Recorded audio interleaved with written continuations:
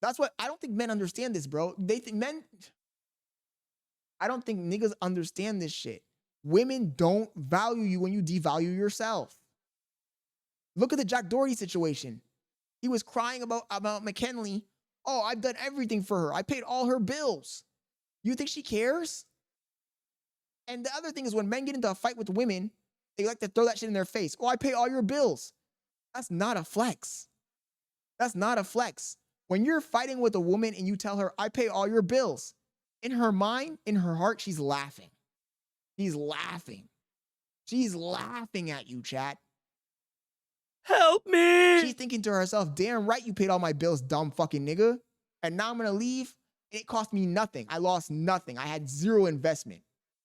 Zero investment. Think about it this way, chat.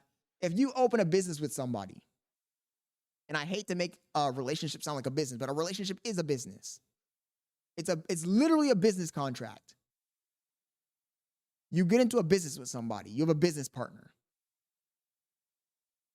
And you're putting in all of the money for the business. You're investing everything. And the business partner is putting in 10% of effort, 10% of the business partner is putting in 10% of the effort. If the business goes south, who do you think is going to be more invested in the business not failing? You or the person who didn't put anything into it? Let me repeat that analogy again for the people in the back who didn't hear it. If you open a business with somebody and you have a business partner and the business needs $100,000 and you put in $90,000 and that person, no, you put in $95,000 and that person puts in $5,000. Who is more invested in the business succeeding? Because I guarantee you the person who only put $5,000 into the business, they'll drop the business at a fucking dime. They'll be like, oh, this is not working. I'm going to leave. Because they have nothing to lose. They didn't invest anything. They have no skin in the game. And relationships are the same way. If you're carrying the female and you're paying all her bills and she hasn't invested anything, she has nothing to lose. Nothing to fucking lose. He says, so love means nothing? Rob, come on, bro. How many females have you dealt with? Females will say they love you one day and the next week they'll switch it up and be ice cold. Come on, man. Let's be real here, chat. If you've dealt with enough females, you know that for a fact. Loyalty over love. Exactly, Kanai. And I don't know any of you guys' like love situations, sex life, but if you've dealt with a bunch of women, you know for a fact that a woman can love you today and you do one thing and she turns her whole modus operandi against you and says, I'm done with this guy. And you'll be talking to them and they'll have that glassy look in their eyes and they've already written you off. Why? Because they're not invested. Why are they not invested? Because they don't care. Rob says, I'm a virgin. 5 years married here. Love goes a long way.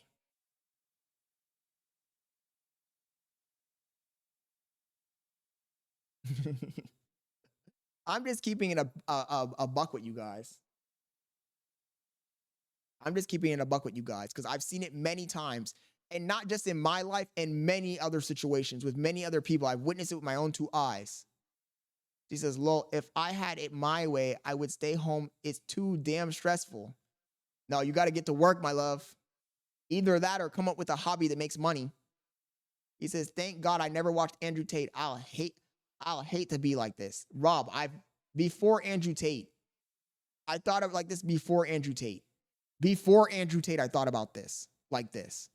Andrew Tate, look, the reason I resonated with Andrew Tate wasn't because Andrew Tate was saying stuff that I wanted to hear. Andrew Tate was saying the same shit that I had been saying for years to me and my brother. Me and my brother before Andrew Tate would have this conversation all the time.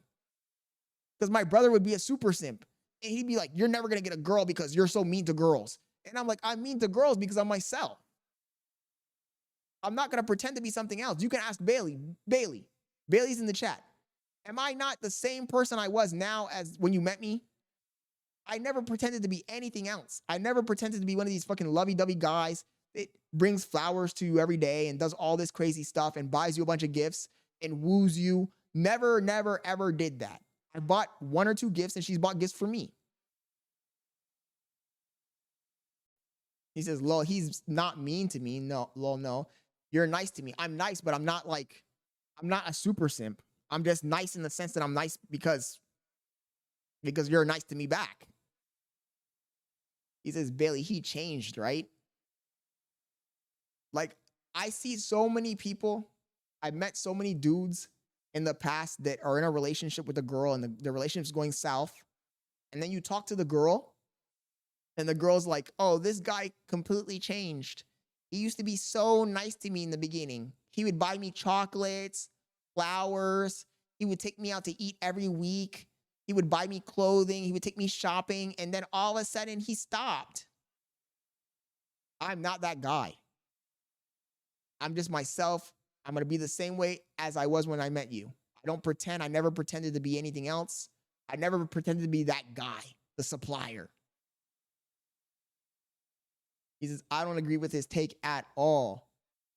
Royalty, I'm just being honest with you, bro. I mean, I'm trying to save you guys a lot of heartache. If you listen to my advice right now, it will save you a lot of fucking heartache. Because life is not a fucking Disney movie, chat. It's a cold, frigid world.